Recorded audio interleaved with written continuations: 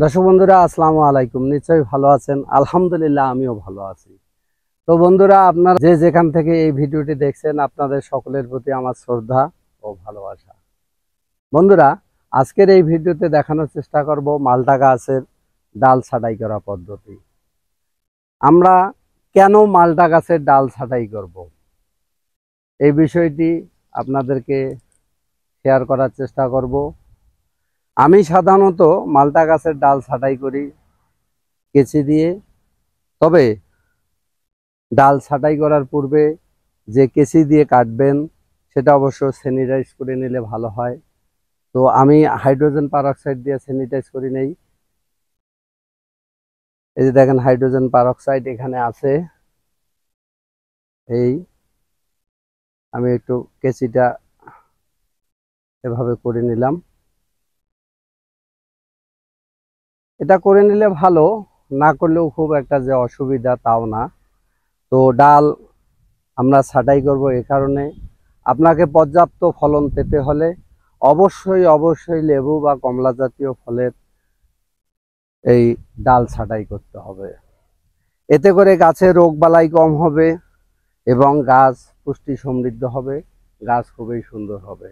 এই যে দেখ, প্রথমে আপনাকে দেখতে লক্ষ্য করতে হবে এই গাছের গোড়ায় যে অপ্রয়োজনীয় ছোট ছোট কিছু পুরনো ডাল আছে, এই ডালগুলা কিন্তু কেটে দিতে হবে।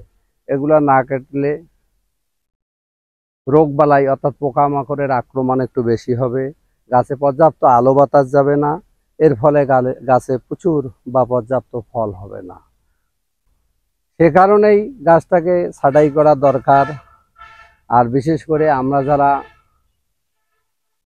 লেবু বা মালটা বাগান করি, ছাদে হোক কিংবা বাণিজ্যিক ভিত্তি হোক কিংবা শখের বশে হোক, যদি আমরা এটার ছাঁটাই করতে পারি ইনশাল্লাহ অধিকতর ফল হবে।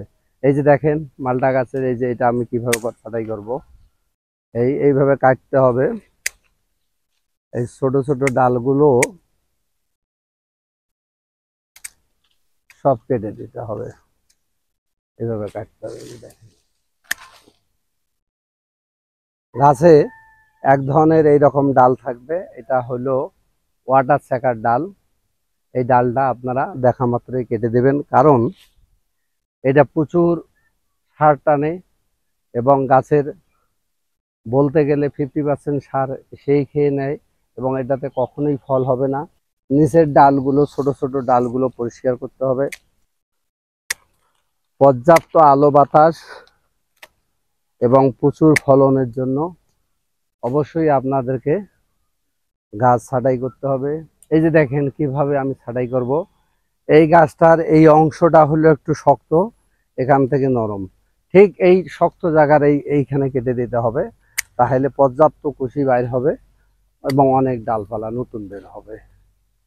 আপনারা এখান থেকে প্রচুর ফল পাবেন।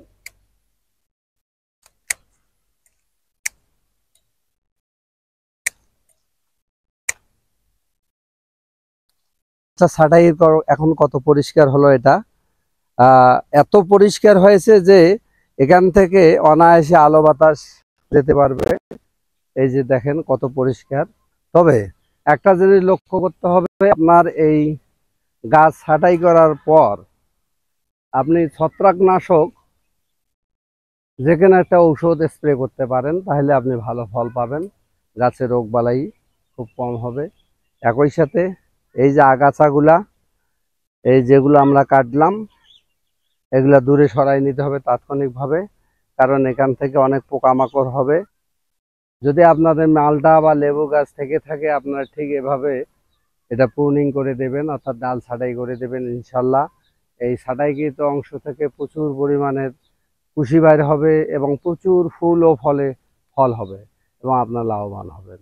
তো আমার এই যে বাগান, এই বাগানে আমি সব গাছ আমি এগুলো সব প্রুনিং করতেছি আস্তে আস্তে আস্তে, পর্যায়ক্রমে, সময়ের অভাব। এটা আমি আস্তে আস্তে আস্তে আস্তে এটা করব। তো এই হলো গাছ ছাঁটাই পদ্ধতি। মূল কথা হলো অধিক ফল পেতে হলে এবং গাছকে রোগবালাই থেকে মুক্ত চাইলে আপনাকে অবশ্যই গাছ ছাঁটাই করতে হবে, তাহলে আপনি লাভবান হবেন।